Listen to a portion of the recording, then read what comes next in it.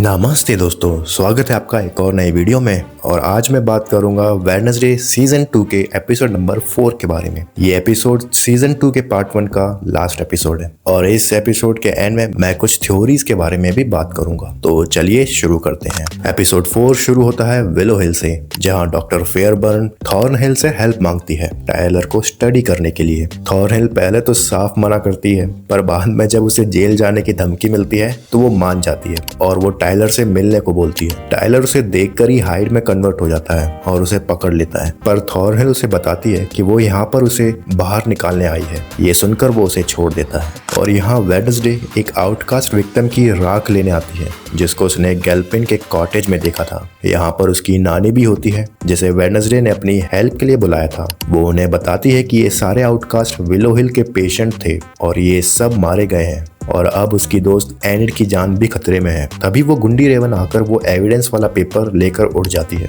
Wednesday अपनी नानी से हेल्प मांगती है और उसकी नानी एग्री करती है। वेडनेसडे अपने रूम में वापस आती है और उसके माइंड में विलो हिल ही चल रहा होता है। उसे पता था कि विलो हिल के अंदर से ही उसे कुछ मिलेगा और उसके अंदर घुसने के लिए उसके अंकल फेस्टर से अच्छा और कौन है। वो अपने अंकल को सारी चीजें बताती है और वो राजी हो जाते हैं विलो हिल जाने के लिए। जाने से पहले वेडनेसडे को वो ये भी बताते हैं कि ओफिलिया को भी बचपन में विलो हिल भेजा गया था। अब अंकल फेस्टर एक होटल में जाते हैं और तोड़फोड़ मचाते हैं, जिसकी वजह से पुलिस उन्हें पकड़ लेती है और उनकी मेंटल कंडीशन देखकर उन्हें विलो हिल भेज देती है। पर इस चक्कर में बियांका की माँ भी पकड़ी जाती है, क्योंकि ये जो तोड़फोड़ थी वो सेम होटल था जहाँ पर वो सीक्रेटली छुपी हुई थी। अब वेडनेसडे अपनी माँ के पास जाती है और पूछती है कि ओफिलिया को क्यों विलो हिल भेजा गया था। पहले तो वो इग्नोर करती है, पर वेडनेसडे की जिद की वजह से वो बताती है कि जब ओफिलिया 10 साल की थी तो वो स्कूल के बाहर चिल्लाते हुए मिली थी। उसकी आंखों से काले आंसू निकल रहे थे। उन्होंने सबको बताया था कि ये कोई मेंटल इलनेस नहीं है, ये उसकी साइकिक पावर की वजह से है। पर हेस्टर, जो वेडनेसडे की नानी है, उसने उनकी बात नहीं मानी और ओफिलिया को विलो हिल भेज दिया और इसी रीजन की वजह से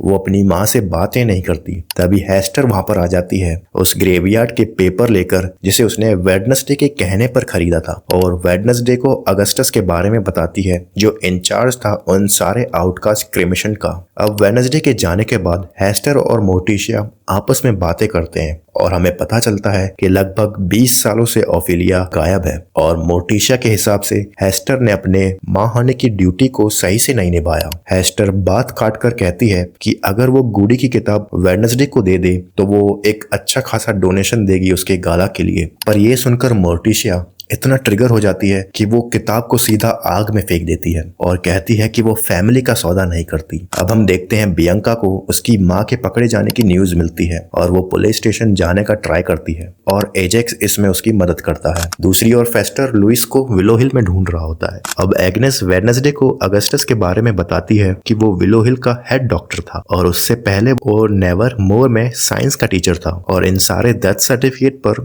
फर्जी साइन हो सकते हैं और वो अभी विलो हिल के अंदर हो सकता है, क्योंकि एंड में उसका भी मानसिक संतुलन चला गया था। अब वेडनेसडे थिंग की मदद से अगस्टस की सारी इन्फो अंकल फेस्टर को भेजने के लिए बोलती है। तभी वहां पर उसे वो गुंडी रेवन दिखती है और साथ में उसकी मास्टर भी, जो गुंडी रेवन को अटैक करने को बोलती है। वेडनेसडे एनिड को तो बचा लेती है, पर वो गुंडी रेवन थिंग को पकड़ कर ले जाती है। पर तभी प्रिंसिपल डॉट अपनी फायर पावर से थिंग को बचा लेते हैं। वहीं वेडनेसडे मास्टर का पीछा करती है, जो सीक्रेट रास्ते से होते हुए भाग निकलती है। वेडनेसडे उसे लूज कर देती है, पर जब वो आगे जाती है तो उसे डॉक्टर फेयरबर्न मिलती है और वहीं पर कार्ला भी हाँफ रही होती है। वहीं थिंग विलो हिल पहुंचकर फेस्टर को अगस्टस की सारी इन्फो देता है और अंकल फेस्टर अगस्टस को जल्दी ही ढूंढ लेते हैं। अगस्टस को अपने सेल में वापस ले जाते समय अगस्टस फेस्टर को लुइस का सेल दिखाते हैं, पर तभी थॉर्नहिल फेस्टर को देख लेती है और वो डॉक्टर फेयरबर्न को बता देती है फेस्टर के बारे में। वो सब फेस्टर को पकड़कर स्लर्पी के साथ बंद कर देते हैं। अब वेडनेसडे ऑरलाफ से अगस्टस के बारे में पूछती है। वो बताते हैं कि ये बहुत ही पुरानी बातें हैं। अगस्टस की वाइफ उसके नेवरमोर आने से पहले ही मारी जा चुकी थी। उसकी बस एक बेटी थी। अब वेडनेसडे अपने रूम पर आती है जहां थिंग उसे अंकल फेस्टर के बारे में बताता है।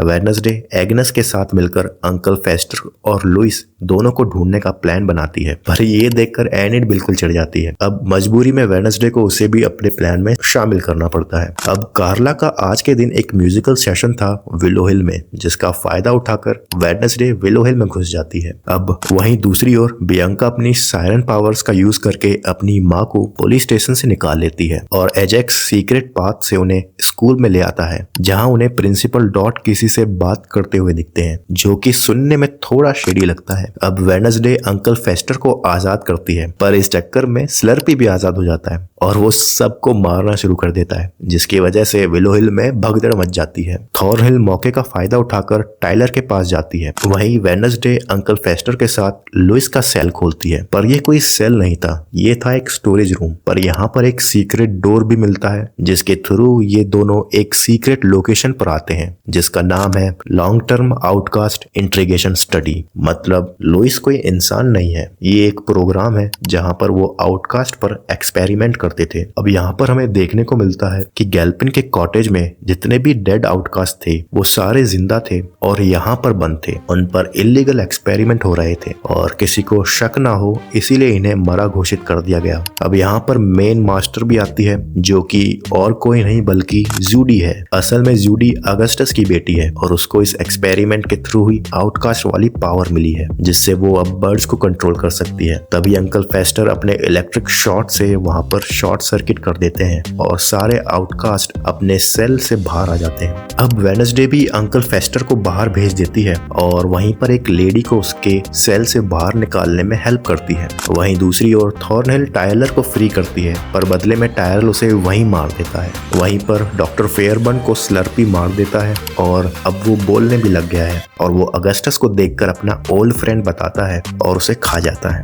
वेडनेसडे उस लेडी को लेकर बाहर निकल ही रही होती है कि तभी टायरल उसे देख लेता है। अब वेडनेसडे उस लेडी को सेव करके टायरल को कन्वर्ट करती है, पर टायरल उसे एक लपाड़ा मारता है, जिसकी वजह से वेडनेसडे खिड़की तोड़कर बाहर गिरती है। अब तक यहाँ पर पुलिस भी आ चुकी थी, तो टायरल वहां से भाग जाता है और यहीं पर एपिसोड 4 एंड होता है और इसी के साथ वेडनेसडे के सीजन 2 का पार्ट 1 भी एंड होता है। अब अगर बात करें कुछ थ्योरीज की, ये जो लेडी थी जिसे सबसे एंड में रिवील किया गया है और वेडनेसडे को भी इसकी हेल्प करते हुए दिखाया गया है, ये शायद से ओफिलिया हो सकती है और अब टायरल भी फ्री हो चुका है। पर मुझे नहीं लगता कि टायरल को एक बार फिर से वो विलन की तरह दिखाएंगे, क्योंकि पहले सीजन में वो थॉर्नहिल ने उसे मैनिपुलेट किया था। ऐसे ही बहुत सारे सवाल अभी बाकी हैं जिसका आंसर हमें पार्ट 2 में देखने को मिलेगा, जैसे कि प्रिंसिपल डॉट, वो थोड़े शेडी तो हैं, वो अच्छी चीजें तो कर रहे हैं, पर साथ में वो थोड़ा सा विलियनस साइड भी है। और जूडी का क्या हुआ?